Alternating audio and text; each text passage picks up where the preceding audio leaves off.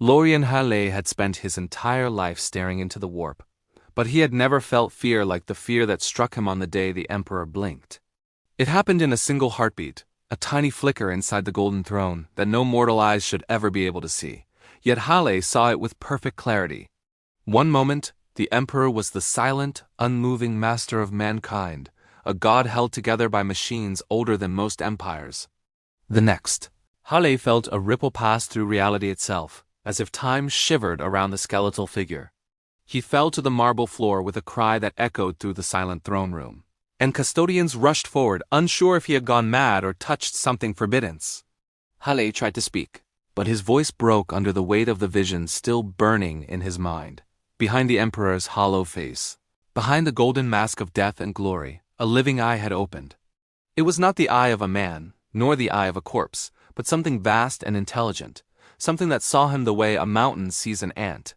The custodians dismissed him as another fragile astropath who had lost his grip on sanity, but when the air trembled with a second psychic shockwave, every astropath across Terra screamed the same words Hale had forced out moments earlier. He is changing. The High Lords were summoned in panic. Mechanicus priests flooded the throne room with prayer and incantation, and Hale was dragged away in chains, still shaking, still whispering that what he saw was not resurrection but transformation. Deep inside the throne, ancient machines that had been silent for centuries began to hum with new rhythms, strange pulses of power that no scripture recorded and no tech priest understood. The custodians, usually calm and unshakable, exchanged uneasy glances. Hale, forced to watch from behind a psychic barrier, sensed a presence pushing outward, like a mind trapped in stone trying to breathe. The throne shook. Gold dust fell. The air rippled with a low, steady heartbeat.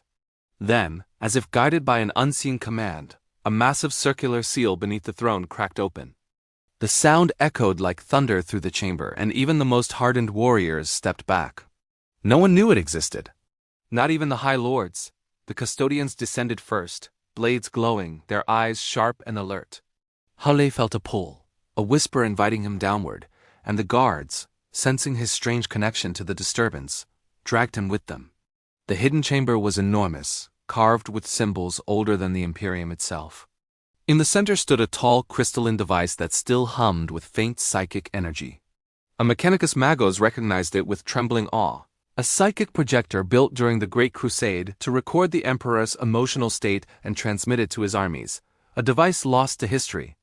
When they activated it, the walls lit up with swirling gold light, and an image appeared.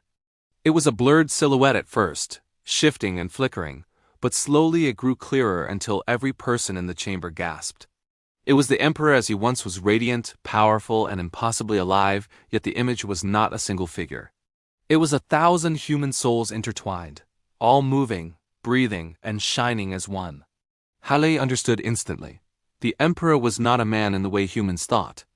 He was a gestalt, a union of countless souls merged into a single entity, but that was not the frightening part. The frightening part came when the projection flickered again and the image changed. Hopeful light twisted into darkness. Shapes multiplied into shadows. The once unified form warped into a shape filled with fear, pain, and rage. This was what the Emperor had become after 10,000 years of humanity's suffering. Hale stumbled backward, realizing the truth. The Emperor's true form was not static. It evolved with humanity. And humanity had been drowning in misery for millennia. That misery was shaping him.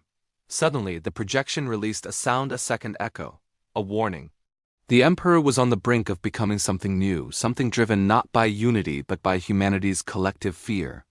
A custodian grabbed Hale, demanding to know what he had sensed earlier.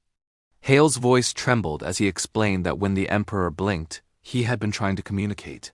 He was not dying. He was shifting, changing into a form that reflected the Imperium's broken state. As they argued, a sharp crack echoed through the throne room above them. The ground shook. The psychic barrier fizzled out. The custodians rushed upward, dragging Hale behind them. When they reached the throne, they saw the impossible. The Emperor's silhouette had moved.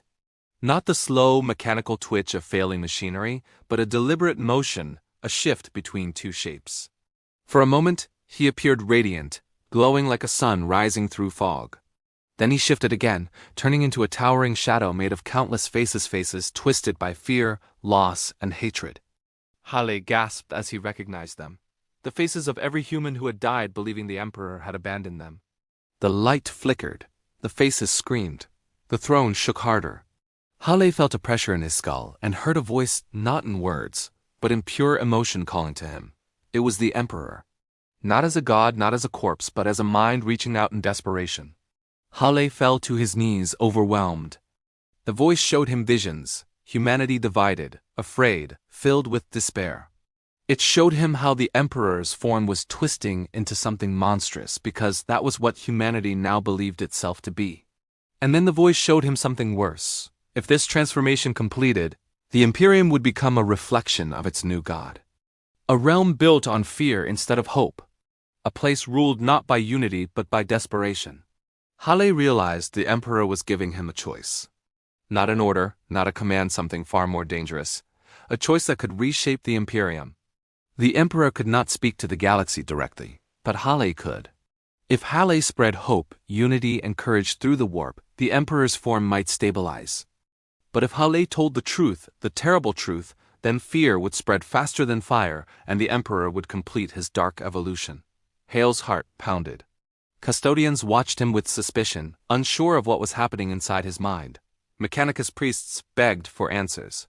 High lords shouted orders that no one followed. The throne pulsed with unstable light, the Emperor shifting between angelic and monstrous forms with every beat. Hale stood. He walked toward the throne. Every custodian raised a blade to stop him, but none could move. The Emperor himself had frozen them. Hale placed a hand on the throne's golden surface. Warmth spread through him, filling him with strength he had never known. He opened his mouth, and the universe waited to hear what he would say. Hale opened his mouth and the universe waited to hear what he would say, but no words came out at first, because the pressure inside his mind grew stronger, shaping his thoughts, pushing them toward a single point of decision that felt heavier than entire star systems. A bright pulse of golden light burst from the throne and wrapped around him like a living flame, lifting him off the ground as every custodian watched helplessly, unable to move or even blink. Hale felt the Emperor's will pressing deeper, not controlling him but urging him to understand something he had missed, a truth hidden beneath fear. Suddenly Hale saw visions flooding into him. Entire planets crying out for help, billions of people living in darkness, soldiers dying with no hope in their hearts, mothers praying to a silent god, and children raised in fear instead of faith. He realized the weight of despair pressing into the warp was not only twisting the Emperor's form, it was choking the entire Imperium. The Emperor knew humanity was collapsing under its own fear, and Hale was being given the voice to change that course. With a gasp, Hale finally spoke, not with his own strength but with a resonance that traveled through the warp like a shockwave. "You are not alone." The words echoed across Terra like a distant thunderstorm, and then they spread farther, slipping into the minds of astropaths, psychers, dreamers, and warriors across the galaxy. A faint glow rose from the Emperor's chest. The shifting shadow on his face slowed, and for the first time in 10,000 years, the golden throne seemed steady. Hale collapsed to the ground, gasping for breath as the golden light faded. The custodians regained control of their bodies and rushed toward him, weapons raised, unsure if he had saved the Emperor or doomed him. But before they could reach him, the ground quaked again, and the hidden chamber below erupted with a second projection, one that no one had activated. A new echo filled the throne room, a distorted recording of the Emperor's voice from the Great Crusade. The voice spoke with calm power. "Humanity's strength is not in its weapons but in its unity. Break that unity and even gods will fall." The tech priests panicked, insisting the device should not be active. The custodians froze in shock. Hale stared in dread, because he understood what it meant. The Emperor had left this message long ago, preparing for a moment when his form would be influenced by the emotions of the Imperium. If humanity stayed broken, the Emperor's new form would be shaped by that break, and he would become a reflection of a fractured species. Hale tried to stand, but his legs trembled. A custodian named Valak approached him, sword humming softly, and asked, "What did you do? What did he show you?" Hale opened his mouth, but before he could answer, another psychic pulse struck the room. This one was darker, colder, carrying a whisper that felt like the touch of something ancient stirring beneath the warp's surface. The Emperor's silhouette twitched violently, jerking between the radiant and monstrous forms at a speed that made the golden armor rattle. Runes carved into the throne lit up, burning hotter than plasma, and sparks shot into the air. Priests scrambled to stabilize the machine, chanting faster and faster. Hale felt a familiar presence enter his mind again, but this time it was weaker, fractured, as if the Emperor was being pulled in two directions at once. He felt fear, not his own, but the Emperor's. The idea shook him. Could a being as powerful as the Emperor feel fear? The emotion hit him with such force that he dropped to his knees, clutching his head. He saw glimpses of the Emperor's memories, the moment of his death on the vengeful spirit, the sacrifice he made, the way his spirit shattered into countless pieces before being fused with the throne. And behind these memories, Hale saw a new vision, something in the warp watching the transformation with interest, something hungry. A shadow of impossible size, shaped like a storm of claws and whispering hunger. It was not a chaos god Hale recognized. It was something else, something that had slept for millennia and was now stirring because the Emperor's changing form was disturbing the fabric of psychic reality. Hale's breath caught. The Emperor was not merely transforming, his transformation was attracting attention. Attention that could doom the Imperium. Hale forced himself up and shouted to the custodians, "We must stop the change! Something in the warp is moving toward him." The custodians exchanged looks but said nothing. They were warriors, not scholars of the warp. Hale turned to the tech priests, who were desperately trying to stabilize the throne's power flow. Sparks flew, flames burst from the vents, and a thick smell of burning incense filled the room. The throne groaned as if it were a living creature in pain. Suddenly, the Emperor's right hand twitched, not a machine twitch, a true movement. Every person fell silent. The fingers curled slowly, scraping against the armrest with a sound that chilled Hale to the bone. Then the air split with a psychic boom, and a wave of light exploded outward, throwing everyone to the floor. Hale hit the marble hard, sliding across the room, but he felt no pain, only a presence pressing into his thoughts. The Emperor was reaching out again, and this time he was desperate. Hale saw a future the Emperor feared. Humanity collapsing under its own despair. The warp creature awakening fully, the Imperium becoming a realm ruled by a dark reflection of the Emperor, a god shaped by humanity's fear.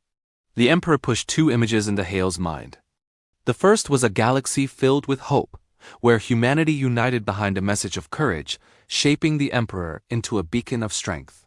The second was a galaxy crushed under a god of despair, where the Emperor's true form was twisted into a being of endless suffering. Hale understood now. The Emperor could not choose. Only humanity could decide his shape. And Hale was the voice chosen to guide that decision. But before he could speak again, a violent scream echoed across the throne room. It came not from a human, but from the golden throne itself. The machinery shook violently, runes flickered, and bolts of lightning shot across the room. A massive crack appeared along the Emperor's armor, revealing a swirling gold and black energy beneath it. Valak shouted for the custodians to form a defensive line. Priests fled. High Lords screamed orders that no one listened to. Hale tried to run toward the throne, but the psychic pressure pinned him to the ground. The Emperor's silhouette bent forward, as if trying to rise. His shadow form multiplied behind him, stretching across the walls like a massive, shifting beast.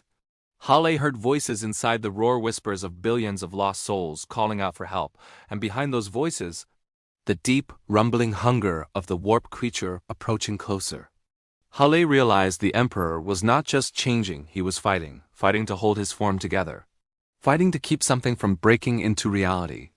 Hale reached out his hand and shouted, "I am here! I am listening! What do you need?" And then, in one terrifying flash, the Emperor answered him, not with a vision, not with a feeling, but with a single clear thought that struck him like lightning. "Choose quickly.